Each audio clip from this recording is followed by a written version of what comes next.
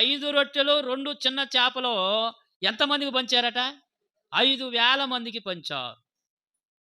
అక్కడ దేవుని మాటలు వినడానికి, దేవుని వాక్యం వినడానికి అక్కడ ప్రజలందరూ వస్తే, వాళ్లకు భోజనం పెట్టమని శిష్యులకు యేసుక్రీస్తు ఆజ్ఞాపించాడు. ఈ రాత్రి వేళలో, ఈ సాయంకాల సమయంలో మరి వారికి ఎలా వడ్డించాలయ్యా? చాలామంది ఉన్నారు.